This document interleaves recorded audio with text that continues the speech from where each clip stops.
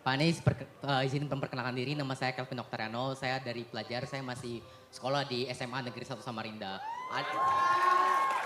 Terima kasih atas kesempatannya. Ada dua pertanyaan penting yang saya ajukan kepada Pak Anies. Pertama, saya rasa ada gap antara pendidikan di luar Jawa, terutama di Kalimantan Timur dengan di Jawa. Saya sadar akan hal ini ketika saya mengikuti lomba-lomba di nasional, ketika saya melihat klasemen juara umum OSN, FLS 2N, selalu Kalimantan Timur ataupun daerah-daerah di luar Jawa itu berada di bawah. Saya merasa, saya sudah tanya ke teman-teman saya yang di luar, di Jakarta, di Banten, memang ada gap. Di sana udah ada pelatihan yang berjenjang, sedangkan di sini tidak ada.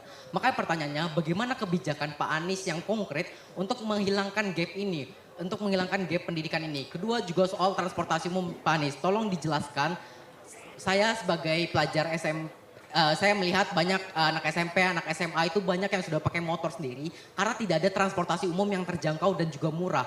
Transportasi umum di sini itu sangat mahal, Pak Anies. Saya dari rumah saya Sambutan ke tempat sekolah saya 16 km itu harus membayar Gojek. Kalau Gojek itu 40.000. Sedangkan saya kemarin di Jakarta menempuh dari Rawabelong ke Sumur Batu itu cuma 3.500. Maka dari itu tolong Pak Anies dijelaskan.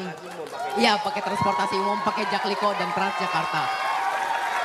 Maka dari itu tolong dijelaskan agar kecelakaan bagi para pelajar di Samarinda juga berkurang. Siap, oke. Namanya sekali lagi siapa? Kelvin. Kelvin, terima kasih. Kelvin sudah merasakan Jaklingko di Jakarta ya? Sudah, sangat aman Pak Anies. Ya, makasih. Gini, pertama tentang gap pendidikan. Ini problem nyata yang menurut kami bila itu tidak diselesaikan, maka ketimpangan ekonomi akan selalu terjadi. Kenapa? Karena banyak anak-anak dari berbagai daerah dikirim ke Jogja, ke Malang, ke Bandung untuk pendidikan. Betul tidak? Dan saya mengalami, saya sekolah di Jogja, teman SMA saya dari berbagai provinsi di luar Jogja. Kenapa? Karena mereka untuk ingin masuk perguruan tinggi, SMA-nya masuk ke Jogja karena gapnya yang tinggi. Nah, kami nanti akan lakukan pemerataan ini. Berbagai program, misalnya. Satu adalah pertukaran kepala sekolah. Oke? Pertukaran kepala sekolah. Kepala sekolah dari sekolah-sekolah yang baik di Jawa bertukar dengan kepala sekolah yang ada di sini. Oke? Bisa wakilnya, bisa intinya apa? Supaya terjadi perpindahan pengalaman. Begitu ada kepala sekolah baru memimpin di sini, maka guru akan merasakan, oh begini ya sekolah baik itu dipimpinnya. Di sisi lain, kepala sekolah di sini dikirim ke sana untuk belajar bagaimana mengelola sebuah sekolah yang baik. Kunci dari pendidikan adalah, kunci kemajuan, satu adalah gurunya, dua kepala sekolahnya. Jadi kepala sekolahnya pertukaran. Yang kedua adalah peningkatan kemampuan gurunya. Dan diseriusi. Diseriusi artinya begini. Di tempat-tempat yang kita pandang perlu ada dorongan peningkatan, kirimkan pelatih, kirimkan program, dan kemudian tingkatkan kompetensi itu. Kami akan lakukan itu di Kalimantan Timur, supaya tidak perlu pergi-pergi nanti jauh.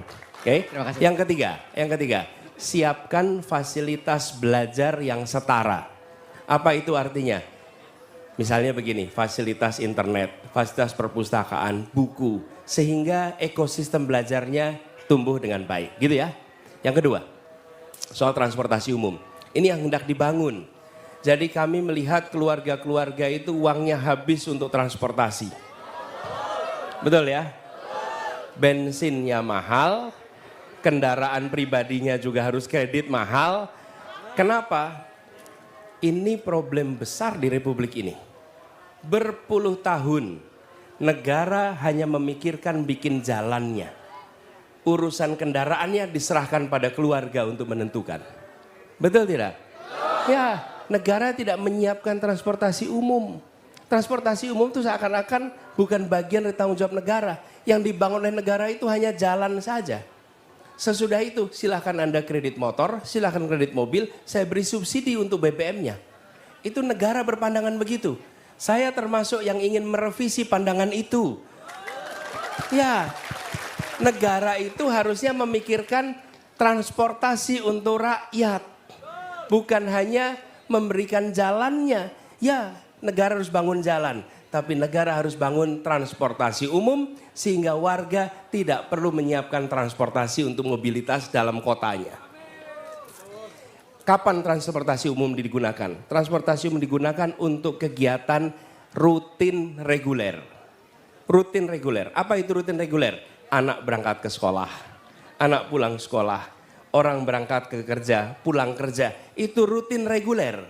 Kalau kegiatan leisure atau kegiatan hiburan, itu bisa menggunakan kendaraan pribadi. Tapi untuk kegiatan rutin, andalkan fasilitas umum.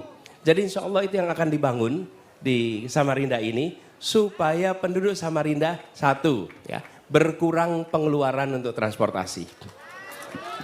Yang kedua, yang tidak kalah penting, produktivitas meningkat. Kalau Anda naik kendaraan pribadi, maka sepanjang perjalanan Anda nggak bisa buka alat ini.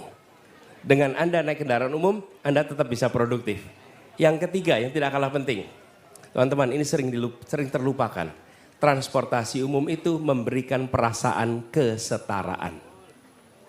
Kesetaraan. Kenapa? Karena di transportasi umum, siapa saja duduk di kursi yang sama, berdiri di tempat yang sama, antri yang sama, tiketnya sama. Anda datang ke bandara. Bandara itu nggak setara. Kalau Anda punya bisnis kelas, Anda menikmati lounge. Kalau Anda tidak punya bisnis kelas, Anda kelompok reguler. Betul tidak? Transportasi umum tidak ada bisnis, tidak ada ekonomi. Semuanya sama. Antrinya sama, tiketnya sama, duduknya sama, berdirinya sama, haltenya sama. Inilah instrumen pembangun kesetaraan yang mempersatukan. Karena itu, kenapa kami bangun transportasi umum di Jakarta? Karena Jakarta itu berkelas-kelas.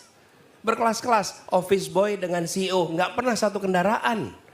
Office boy naiknya apa, CEO naiknya apa, betul tidak? Betul. Begitu pakai transportasi umum, mereka ngantri yang sama, berdiri yang sama. Untuk pertama kalinya office boy dan CEO bisa duduk berdampingan.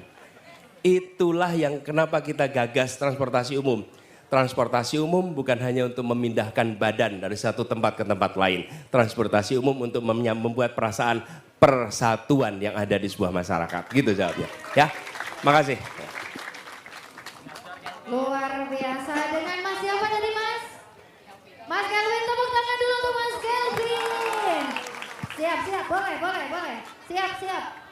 Oke. Anda langsung pertanyaan berikutnya, saya foto. Oke, kalau gitu kita akan berbalik ke belakang. Aduh, sabar teman-teman. Wal, turun dulu walai. Ingat ya, satu yang ketiga. Jangan dari awal dong, turun dulu wal. 1,